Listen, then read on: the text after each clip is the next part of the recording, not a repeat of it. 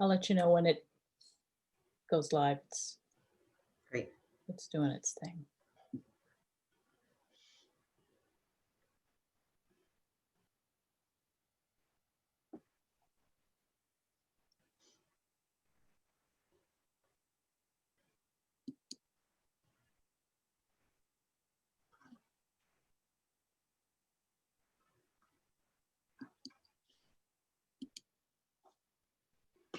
Oh, and here it goes.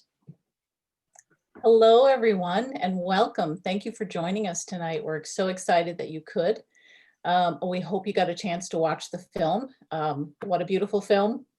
What an important subject matter. And we're also very excited to have Ofra Bloch, the filmmaker director here, as well as Barry Jensen from the Jonathan Daniels Institute. Sorry, my brain just from Jonathan Daniels.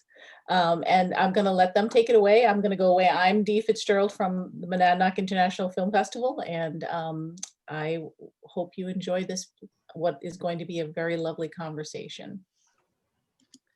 Great. Thank you, Dee, very much. Appreciate it. My name is Mary Jensen, and I'm the project manager for the Jonathan Daniels Center for Social Responsibility. And Jonathan Myrick Daniels was a native of Keene, New Hampshire, and a seminarian at the Episcopal Divinity School in Cambridge, Massachusetts. He heard the plea from Reverend Martin Luther King Jr. for clergy to become more actively involved in civil rights movement. And so Jonathan went to Alabama in 1965 to assist with voter registration efforts in the South. He was shot and killed for this work while protecting the life of a fellow civil rights worker. And the Monadnock International Film Festival joins the Jonathan Daniels Center for Social Responsibility to honor his memory by presenting the Jonathan Daniels Award to a filmmaker who uses the transformative power of film to tell stories of hope, redemption, and justice. The highlight of the MONIF Film Festival, this award is given to a filmmaker whose films, like Afterward, demonstrate artistic excellence combined with awareness around social justice issues. This year's Jonathan Daniels Award is sponsored by HKS Associate Realtors and Consultants on Dunbar Street in Keene. In addition to a lovely statue, the sponsorship includes a $1,000 prize. Most independent filmmakers are self-funding, and we hope this generous gift encourages more excellent films from Ofra Bloch. Ofra is a director and writer, is a filmmaker and psychoanalyst in private practice in New York City. She grew up in Israel, where her deep interest in the short and long-term effects of trauma originated. She has volunteered with Doctors of the World, where she interviewed victims of torture and wrote their affidavits. She began making short documentaries 10 years ago. Afterward is her first feature documentary. Ofra Bloch, welcome. Good evening. I want to thank the Monadnock International Film Festival and the Jonathan Daniels Center for Social Responsibility for this award for my film, Afterward.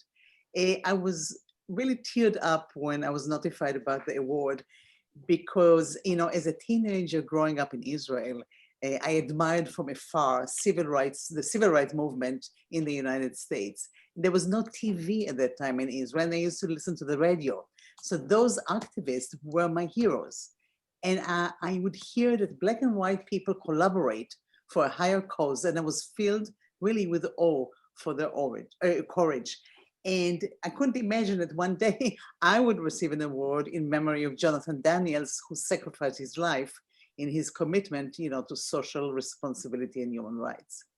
I just want to say that I always believed in anti-violent resistance, but my journey while making this film has inspired in me kind of a new conviction that we need really to apply radical active listening to the experiences of the others. And this lesson is really relevant and timely in the United States, especially on this day, where we find ourselves so divided and need to start to listen to each other as part of a healing process. So I want to thank you again for the honor and the award. Thank you. I have some questions for you. This film points towards a future, an afterward, that attempts to live with the truths of history in order to make sense of the present. Would you speak to that? It's funny because the title just came to me almost from the beginning. because we always talk about history and about the event, and sometimes we talk about the before, but not often about the afterward. And I mean by that, what are the lessons we've learned? This is the afterward for me. And does it point to any learning experience or any better future? Right. Your specialty is trauma and how victims deal with those who have committed crimes against them. How did making this movie help you understand ongoing transgenerational trauma? Yeah, growing up in Israel as part of the second generation of Holocaust survivors, even though my family and my parents were not in the Holocaust, but everybody else were children of. And we grew up in an environment that everybody was walking with numbers tattooed on their arms. That was the climate, that was the atmosphere. So when I started practicing psychoanalysis, I immediately was attracted to the issue of trauma and wanted to understand how actually people transfer their own trauma to the next generation. I felt that when people don't have a chance to process their trauma and heal, it is being transferred to their children. So I remember people growing up and they were like memorial candles. They had to fulfill their parents' expectations and all the things they missed in life. Mm-hmm. Or I saw households that grew up in total silence when the trauma was never mentioned. So I was really curious to see how can we heal the second generation when the first one didn't have a chance, to process it. So this is where, my interest is kind of grew up of a personal experience to understand how do we move forward. Yeah, the picture of the girl representing you and your uncle walking with the ice, throughout the movie is really, it speaks a lot to that. I think you spoke that your uncle had been part of the Holocaust and that, he had lost a daughter and his wife. And that just is that recurring image throughout the movie is really quite powerful. And this is actually the heart of the film. This is where it all began, because I was 4 or 5 when I heard the first time about the Holocaust. And to hear it in the context of a joke, he would joke as a defense about horrible experiences and never ever shared his pain. But that became, part of my life. And being exposed, to the Eichmann trial in Israel in 1961. And, I became obsessed with it, and it was part of my life.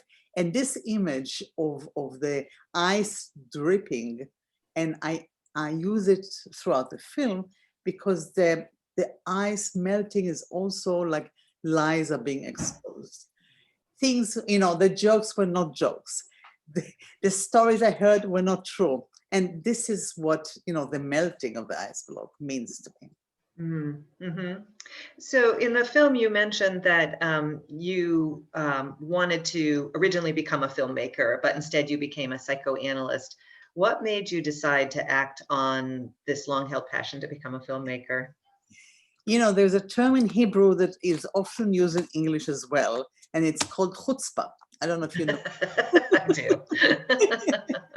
So this is basically what is needed here. But I really felt very passionate, not just about making a film, about making this one. I wanted to pursue that. I felt that it was like my civil duty, my contribution to make some change. And so I embarked on it, and I'm unschooled filmmaker. I don't know anything to do technically, but I had a fantastic group of people who worked with me. It seems like you did.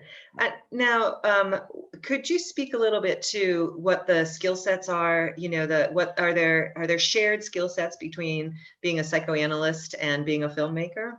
You won't believe it, but it's really the same skill sets. Only the computer is missing in psychoanalysis, but it is, because I think that when the cameraman is looking at the scene and photographing, it is very similar to the analyst sitting in the room, listening and watching the patient. So this is the raw material that we have. that is collected. Then comes the issue of gathering the story, recognizing, creating a narrative out of it, recognizing patterns, giving interpretations. This is what the analyst does. But this is also done in the editing room of the film, because you have the raw material, you have the film, but what story are we going to tell? We have to choose what to focus on and make the connections, and hence, it is that. Also, I think that, like dreams, we dream in images, and film is about images that tell us a story. So that's basically, I found out that it served me when I was making the film. I can see that.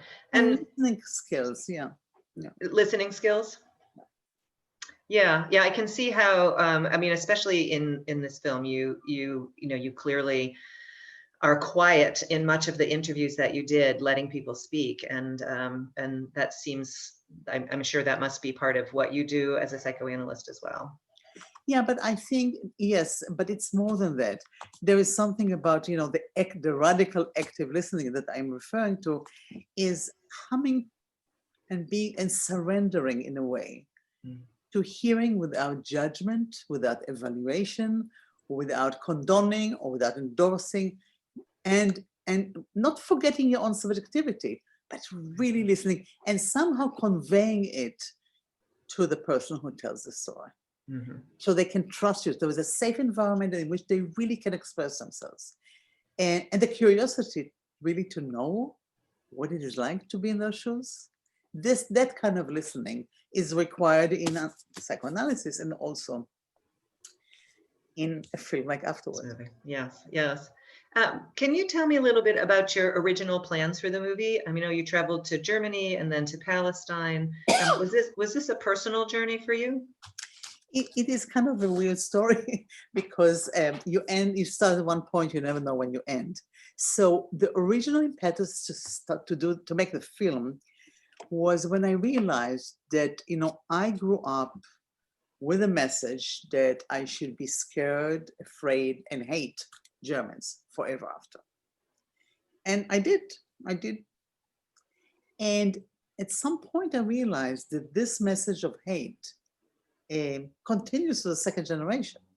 That when you hate Germans, even the descendants of the perpetrators, and it goes on and transferred to your kids, there's a cycle that with no end.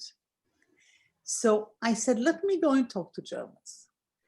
Let me just go talk to Germans for whom the Holocaust is a daily event, like it is for me. It exists, and how do they handle it? This is how it started. Palestine was not on the map at all when I decided to go to make that film. And and the film actually never had a script because I don't like scripts, but there was such freedom to explore. It's like getting lost on the way. You always discover beautiful things, right? So the idea was to focus on the Germans and make a film out of it. When I came back, I realized I had great material, but there was no arc to the story. It was a beginning, but there was no middle and an end. And then it occurred to me after a while that I was raised to fear and hate another group, the Palestinians. And maybe I should go and talk to them. And that was prompted me to go to Israel and Palestine and make, those interviews. In hindsight, because I do believe in the unconscious, I wonder if it isn't that I really wanted to talk to the Palestinians, that I had to go through the Germans to get to them, Right. You never know where the path is going to take you. Right? Yeah. Well, so tell me a little bit about, you said you didn't have a script or a beginning, middle, or end. So would you tell me a little bit about your research process? Yeah, the research, there was no method and reason to it, but this is part of the adventure. I started by trying to find the subject to interview. And as I said, I wanted to find people for whom the Holocaust is a daily event. They were not going to be full representation of the German society. I was not doing this as a research. Right. So I can't even tell you, I found them. And it was pretty amazing. I even remember when I found the artist Horst Hohesel, who built this fountain, inverted fountain. Yeah. I had chills because I said, he really got it. He really succeeded to convey the absence, the void. And I had all kind of luck like that along the way. Even discovering Ingo, the ex-neo-Nazi, he couldn't believe I found him. He lives under another identity. He said, there's a security breach, I have to fix it. Right. Well, that's some very interesting serendipity for both of those. Exactly. So now in terms of the Palestinian subject, it was even harder because there were people who didn't want to talk to me because I was born in Israel, and they felt talking to me is like an act of normalization of the occupation. So even though I lived here for 40 years, that was their position. I couldn't argue that. Right. So that interfered also. And there were a lot of false starts when people said yes, and then they disappeared. Also in Germany, I had people disappear in the last moment. Yeah, so I had to improvise and ask people, to jump in. It was quite a thing. But beyond that research of finding the subjects, I also did extensive research, first of all, to find out about my own historical recollections, if they're accurate. And then I tried to place each subject where they were born and the time they were born. So to kind of prepare, kind of explain to the viewers and also to myself the context of where they're going, like coming from. Like, for example, there is a woman called Anya, and she was born in East Germany. It was important to know that because her experience is different than West Germany. And also Ingo was, born there. Or people in Israel and Palestine who were born before 48, which is the War of Independence that created Israel. Right. There's only one. The rest of them were born actually after 67, in which the West Bank was conquered. West Bank and Sinai and the Golan were conquered by the Israelis. So those are points of reference, Yeah. Well, and, I think that was one of the interesting things for me as I watched the movie was to see the years that people were born. It was so much more powerful than their ages, because, knowing that 48 and I think 67 were two massive changes in Israel. And so that was really very powerful. It was, and I was curious about why you chose that. Well, exactly for what you're saying, because it is a point of reference. It does supply the context of those people, what they were exposed to, what contributed to their being who they are, is, the environment. So that's why it was so, I chose that way to identify them. Right. And, the photographer who was so young, born in 1995, and I thought, oh, wow, you're 25 years old or younger when you interviewed him. And just thinking that his whole life experience was of the conflict between Palestinian and Israel, and how that must just be such how that's shaping his life. Basil was a very interesting story and very important person in the film. He actually came to the premiere and participated in the Q&A. Oh. So I really wanted to represent the voice of Gaza. I cannot enter Gaza because Hamas won't let me in and the Israelis won't let me in. So, and nobody else can go in. So I thought actually finding a photographer would be a fantastic representation, because somebody who can give us those images. I did extensive research and there were a few false starts. And it was really by chance that I met Basil, who actually won a very major prize for human rights filmmaker at the age of 17, because he just finished photographing the war, and he was brought in by Magnum to this country and offered a scholarship in college. Oh. And he finished Bard's College And he's really an amazing person, but he asked for asylum in this country and couldn't get it. Mm. So just now, like he just now is in the process of getting asylum in Canada. Ah. Well, that's one of the things that was so striking about him, was just how incredibly mature he was. And, the recurring thought when I was listening to him was, when you photograph things, I mean, you're there and you're separate, but nevertheless, you're a part of it. And just looking at those images over and over again and how that influences you. He's really a lovely, wonderful human being. And, he became, he met my sons, he came home for dinners. I mean, he's wonderful.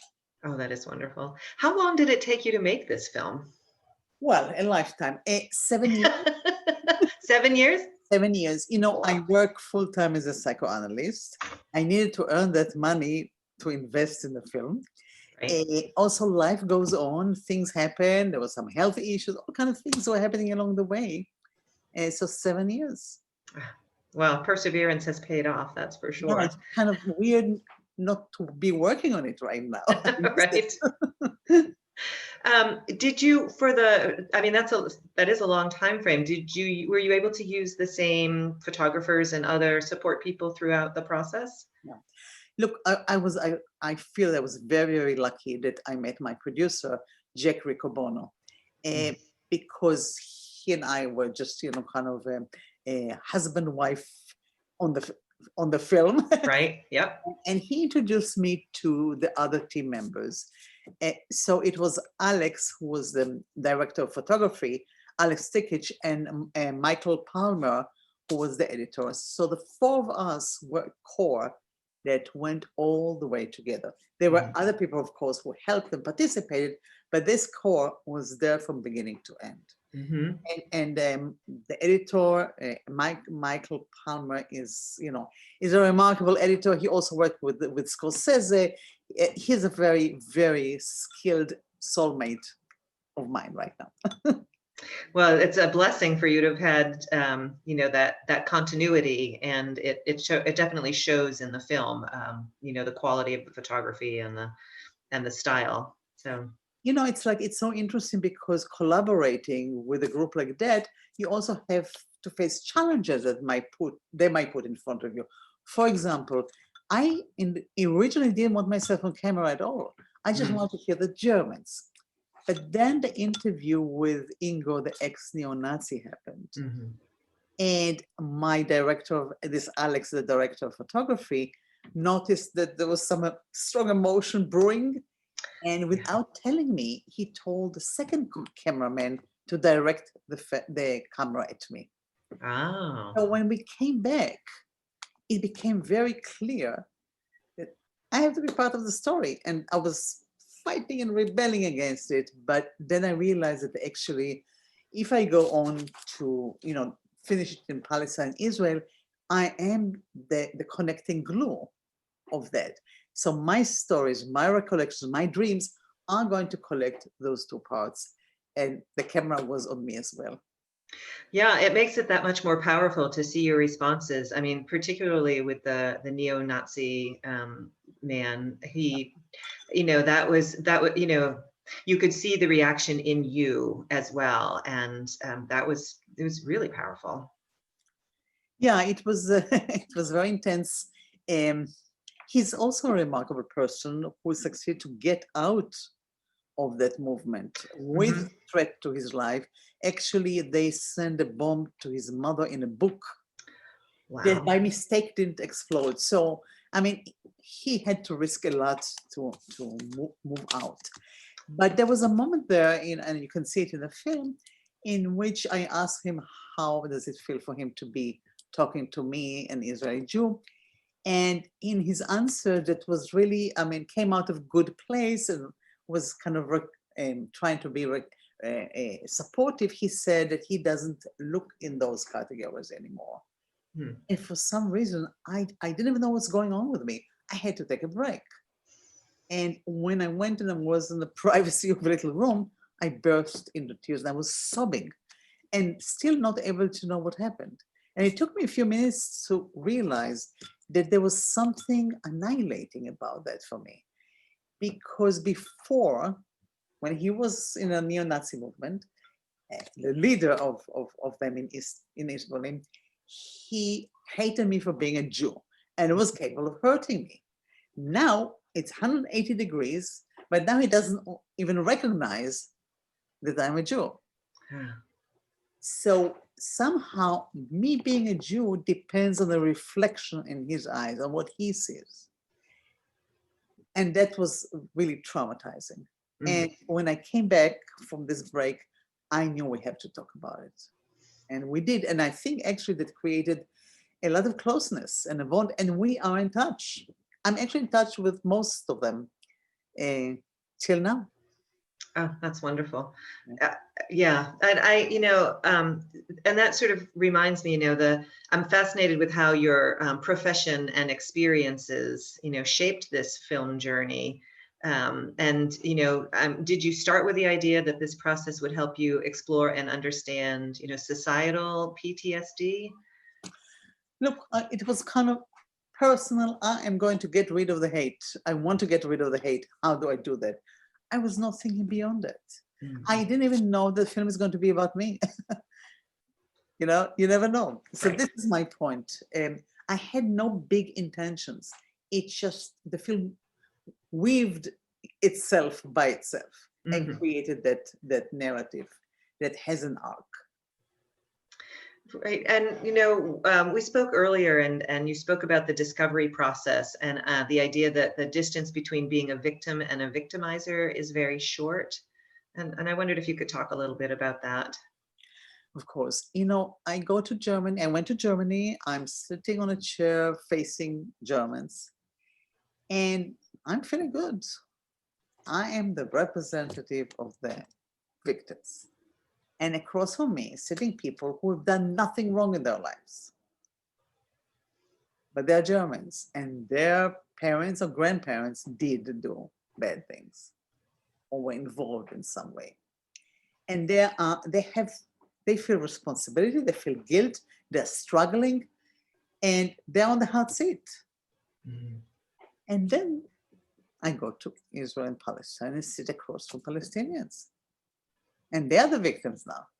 And I'm sitting on the hot seat. And I'm representative of things that are being done to them in my name, and the idea is that it can happen to all of us. And in any place in the world, that we just need, it's like evil just needs to be unearthed given the right conditions. It will come to power, but it's not just the evil, it's the bystanders, which I think are more dangerous actually than the evil or the leader himself. It's the people who just take it in and are quiet and not making a sound, feel that they're not participated, but they're implicated as well. And when I came back, I was always left-leaning politically when I was in Israel.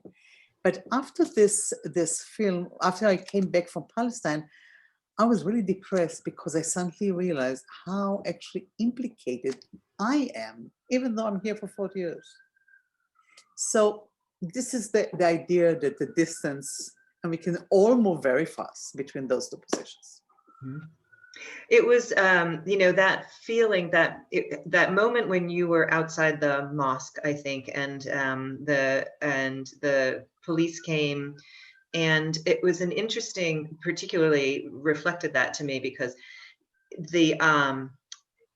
that point you asked, does anyone speak Jewish or Hebrew, and so it felt like this interesting moment where you were a foreigner to them, both because you are an American, because you live in the United States and because you're Jewish, but at the same time you were in the midst of them asking questions that were questions I think they wanted you to ask. So that was it felt like a really interesting moment there, in that you might have been a victimizer in some ways, but at the same time, you were there as a collaborator at the same time. Well, actually, this place is interesting. It's called Silwan. It is a neighborhood in East Jerusalem. So East Jerusalem was actually annexed to Israel. So it is not part of the West Bank legally anymore. And this particular neighborhood is outside of the old city. So there is a lot of attempts to move them away and create a nice archaeological park. And I was interested, I didn't know there was going to be a demonstration. I didn't know any of those things are going to happen. I just was visiting. And suddenly there was a demonstration. So this, and you know, I did want to ask questions. I didn't know how they will respond also to me speaking Hebrew, which is another issue. Can I interview Palestinians in Hebrew? There is one Palestinian woman that I did, but she is an Israeli citizen living inside of Israel, and she preferred to answer in Hebrew. But all the others, I really want them to speak to me in English. I don't speak Arabic, otherwise I would speak them, but it's like not to use the language of the occupier for them. Yeah. Right, I could see that. Did you repeat any of your interviews? You know, in the interview with the Palestinian psychologist, you referred back to an earlier conversation. Actually, I had only one interview that lasted more than a day. I met one day with all the subjects. With the Palestinian psychoanalyst, I met only a few hours. But Johanna, who is, you know, the German whose father was in the Wehrmacht, I interviewed her, and half a year later, actually after I came back from Germany, I went to interview her again. And she and I really formed a bond and became very, very good friends. She's an interesting story because she married Dr. Dori Laub, he was a psychiatrist and academic who established the video archive, the portion of video archive at Yale University for video testimony. He was the first one who did it, video testimonies of Holocaust survivors, which grew up to be a center for video testimonies of genocide, not just for Holocaust survivor. And he was actively interviewing, you know, survivors and asking them questions. And Johanna, who was a German radio producer, came here in order to interview him. And they fell in love. And she became part of listening to the stories. And she ended up doing a Ph.D. on mother-daughter relationship during the Holocaust. Well, that sounds fascinating. Yeah, and when I talked to her, it started her, she said to me, I'm always listening to other people's stories. You're the first one who's asking about my story. You know? And it was a powerful story. I mean, that was, you know, that sort of second generation, as you talked about, I mean, really quite directly for her. You know, when she says to me, I'm happy, Ofra, that we didn't kill you, it's a moment that I start crying. Yeah. Because it was so personal. It was, yeah. It's not so far, you know. I think that, you know, we know that in the United States, there's a lot of questions about the Holocaust and whether it was real, and, you know, and, you know, that it was really, you know, it wasn't that long ago. Just, you know, there's still people alive who were participants, and so that, you know, it's one of the things I really appreciate your film is that there's a record in some way of that over the time period. You know, that idea of with the people's birth years instead of their ages, that really shows this arc of time, as you mentioned before, and an arc of experience. I also wanted to ask you, you know, at the beginning and end of the film, you show footage of a Palestinian man who had been injured while fighting with Israeli police. And while he was laying on the ground still alive, an Israeli soldier walked up to him and shot him in the head. Why did you choose to use that footage to bookend the movie? Yeah, this is a very important video piece. It was filmed by a Palestinian, and it was given, among other people, cameras by an organization called B'Tselem, which is an Israeli organization of human rights who is trying to fight the occupation And part of it is by recording what's going on. Mm. So the film was filmed by a Palestinian. What is of interest here is that this Palestinian, was part of a group of 3 people. They would be called terrorists in Israel and freedom fighters in Palestine. And they attacked a group of soldiers and succeeded to wound one of them, to injure one of them. And they were captured, and he was lying already, not moving on the ground. And it was 11 minutes later, and it's key, it's 11 minutes later, this particular individual who was he was part of the unit, the soldiers, he came and he basically executed him. Mm. And it created a huge shock in the Israeli society, because they always pride themselves that the IDF, the Israeli Defense Forces, are moralistic and pay attention to human rights. And it's not exactly like that. Mm. But for me, it was an example of the effect of trauma to the next generation and the next and the next. Because this young man, like the rest of anybody who goes to Israel, is exposed to the horror of the Holocaust and to the idea that it can happen again any minute. Mm. So it's a whole society that carries the memories, not so far memories, as you said, but is being kept hypervigilant. And it is had that all the time, wars there, as you know. So that is helping to keep the fear alive. But I think also there's a political use of the memory of the Holocaust in order to keep people in that state. So this young man is a representative of that climate. Mm. And all of those people, after army service, which is mandatory for 3 years for men, 2 years for women, have to go back to society and live their lives. And the emotional damage, I'm not speaking just about the emotional damage to the Palestinians, but also the emotional damage and what kind of a citizen this person can be when he comes back.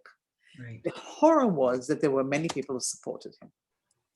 So for me, it meant such a break in the myth of Israel. So that's why I really felt that it has to be there. It belongs in a film. It does. It's and do you in the movie Afterward, you're asking difficult questions about how citizens in each country cope with their past and their present. And did you find that the people you spoke with were ignorant of each other's history, like the Palestinian Israel or German Jewish histories? Well, the people I met in Germany, I wanted to meet people who are aware of the Holocaust. I didn't meet those who are not aware or deny it, or those who say enough with it, because there are many who say that as well. Are they aware of the Palestinian history? I doubt it. At that point, I didn't ask them that. Mm-hmm. I did find out that they could be philo-Semitic, which means really supporting Israel out of guilt blindly. And when I say supporting Israel, supporting the government of Israel. It's not about the existence of Israel, but anything the government of Israel is doing, they are not going to criticize. On the other hand, when I talk to Palestinians, many told me that actually they were not exposed to the Holocaust as they were growing up. And a good example is the Palestinian professor, Muhammad Dajani, who took his students to Auschwitz. And not because he's pro-Israel, but he really thought that understanding the Israeli psychic and understanding that trauma can open the door for dialogue. It's the same belief that I hold. Mm-hmm. And when he came back, he was referred to as a traitor. He ended up he left the country. He's in the United States right now. Well, it had to have been incredibly difficult for him to have no colleagues whatsoever stand up for him. It was devastating. Yeah. Really is. But there are people who are knowledgeable. It's not a blanket statement. There are people who take the time, and the people I talked to were all very knowledgeable. And did you see differences in each country in what you took away, particularly related to generational PTSD? Were there differences between, Germany and Palestine, Israel? Well, it's one big difference is that the drama is going on in Israel, in Israel and Palestine as we speak. So, and in Germany it is over. So the second and third and fourth generation by now have had the time to process, to think what they need to do. What do they do with the guilt? Is it guilt or is it simply responsibility? How to commemorate? It's very interesting the work they've done, and they are therefore in a much, I think, better space, even though there's a rise of extreme right there as well as the rest of the world. But in Palestine, it's a living reality. So yes, the establishment of the State of Israel created the historical event they call the Nakba, which is the independence of Israel, was the catastrophe. But it's still going on. And then there came 67, which continued. And even, there are a few million people living there without, civil rights. Right. They don't vote, speaking about voting. Right. So it's not legally apartheid because they were not annexed yet. But what is it? It is apartheid. Right. So there's still ongoing trauma. Nobody can process trauma as it is going on in life. Right. You need to be able to step away from it in order to reflect on it. Right. So tell me, how did you take care of yourself during this process? Mary, I didn't. You noticed my being sunburned. Yes, I did. Somehow it was such a roller coaster, the filming of it, that I just didn't pay attention to anything. I was focused on making it. Yeah. So, and then, working full time and also making the film at that same time meant not sleeping too much. So I'm trying to do it now. Right. What would you say to a new filmmaker about some self-care while you're in the middle of a project like that? Truthfully, I don't know if it's possible. Is there anything else that I haven't asked you about that you'd like to talk about the movie or about your experience? I think what I said in the beginning when I received the award is really the key for me, is how do we move forward? And I believe that before we can begin any dialogue, we have to go through a process of acknowledging the experience of the other, recognizing the experience of the other, and being able to, and the other side being able to listen to you. I feel that if we listen to people, it disarms them, and then they create the capacity to listen to you. But all that is going to lead to a beginning of a dialogue. But without starting with listening, they're willing not just to be right, but to listen and to know that you want to do something with that. And nothing would happen. No healing and repair. And right now in this country, and I'm talking just about it, in this country, we need healing and repair, and Biden and Harris have a huge job in front of them. And I think we as individuals need to participate. They don't have a magic wand to make it right. They're not magicians or miracle workers, but I feel that this is the direction we need to go. Something about understanding other people's experience. And that doesn't mean endorsing them. It doesn't mean agreeing. In the film, I sat with a Palestinian psychiatrist, psychoanalyst, as you saw, and she said some things which were hard for me to hear, because she believes the resistance of any form is okay. And I find myself feeling that though I understand what make people, how despair can lead people to turn to violence, I personally don't endorse it, oppose it, and I really fight for nonviolence. This is what I believe in. But I had to sit and listen to that, because I understand what is her experience. I was not there to judge. It's not my place. Right. Right, and I agree with you. You know, it's a good lesson for today, for what's happening right now in our And country. yeah, there has to be an afterward Mhm. to those last 4 years. Yeah, yeah. There's a topic somebody should grab onto. I think that there may be questions from our audience, and so if you're willing, we'll see what kind of questions that we've got. I don't know if I know we're getting some help from behind the scenes to see if there's any questions. And all right, so we don't have any questions from people. It appears we have answered their questions in our conversation. And so I want to thank you for a very thought-provoking and timely film, and for this conversation.